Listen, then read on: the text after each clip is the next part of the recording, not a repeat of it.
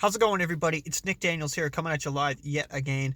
Today we're sitting in the parking lot waiting for Taco Tuesday, and I figured we'll do a quick little video here as I just awkwardly hold the phone and it'll just shake everywhere, because that's what I do. Sorry, just like someone was staring at me there, so it's fucking awkward. Yeah, so anyway, today I want to talk about another movie review here that I just recently watched. You've probably read this one, actually, so like you've probably read it in high school at some point, but it's called The Giver. And you can find it on Netflix, probably anywhere online. And anyway, so we're just gonna quickly go into it. Couple spoilers probably, and yeah, have a good one. Thank you. But I enjoyed the movie overall. It's not. I mean, I hate to describe a movie as aggressive. Like, hey, like that movie was aggressive. It was good. No. But yeah, this movie, it's different because like I mean the plot's pretty simple. Like it's the classic, like, okay, like the one girl and like, oh, and then like all of a sudden like the buddies help them and it's like, oh, I thought you weren't supposed to do that. It's like, oh, okay. And they just, yeah, so like the plot is just like super convenient and it just kind of works out because they could easily have had the main character eradicated at some point, and they just don't bother doing that, even though that's what they're supposed to do, and that's the whole movie. So like, hey, they're supposed to do this, and it's like, oh no, we didn't. But basically, yeah, there's like the one guy who has like histories and memories and feelings and knows things, about humanity, and the rest of society doesn't. They have no fucking clue what's happening, and they just live in a black and white world, literally black and white. Actually, like part of the movie's black and white, and they don't know color, they don't know feelings. It's just like the simplest of simple lives, of like everybody just has to smile 24/7, and that's the whole movie.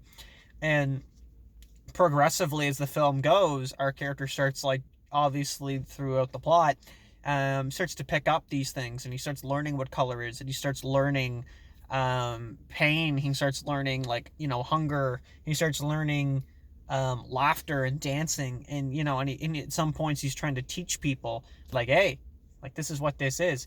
And it's funny because they're watching that the whole time. Like, they're like, oh, hey, like, we know he's doing this, but we're just like, we're clearly not going to actually do anything to stop him. And then it gets to a point in the movie that they're like, yeah, maybe we should have dealt with that earlier. And they're just like, okay. And they just don't do anything. Like, he could easily just be snuffed, and they just don't do it. But I don't know. Like I said, I don't want to sit here all day and just talk about this film, but I find it decent, but it's simple. Like it's something that, like, you could probably just kind of put in the corner, or like put on the other monitor and watch, and then you could just kind of watch like Pornhub, another one, and it wouldn't really bother you. That's what I did, so that's how I know. But I enjoyed it overall. I think it was a good time, and I mean, at the end of the day, I don't want to be like, it is what it is. I almost hate that saying sometimes, but I think it's funny because it literally is. It is what it is. It just kind of depends what you're feeling. Like, if you're kind of into a movie that's like, okay, hey, like, I just want a feel good movie, I'm going to sit down for like an hour and a half. Like, it's a quick one, and just kind of, and oh, perfect, thanks. And just move on. Like, you're not really thinking about it too much after. You're just kind of like, yeah, that was enjoyable. And then this is the one for you. Honestly, not a bad film. The Giver. But I mean, I guess it was kind of cool though in a couple scenes, like, to try to see how, like, Jonas, the main character, how he tries to, like, almost be like, hey, like, how do people not understand what they're doing is wrong?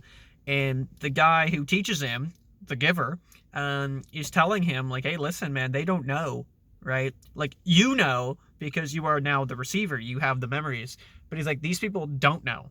They have no idea, and they just know the one system, that this is the way everything's done, and that's all they can do. At the end of the day, it kind of is what it is again. And also, one last thing, I like the ending, because it's not so much ambiguous. I think in the book it's ambiguous, I'm pretty sure. Quote me if I'm wrong. You can read up on the book. I've read the book obviously in about 15 years, but or less than that, but it's probably been like 10. But seriously, in the book, I'm pretty sure it's fairly ambiguous. Like, it's not like clear cut, like, hey, like, everybody got memories and society's great, and yeah, everybody lives happily ever after. I'm pretty sure Jonas, like, goes down a hill and he thinks he hears something at the end. I don't think he did. But I mean, it's just kind of open to interpretation, and I love an ending like that. That you kind of have to just look at it for a second. Like, is he imagining the house at the end of it? I don't think so. I think it's really there.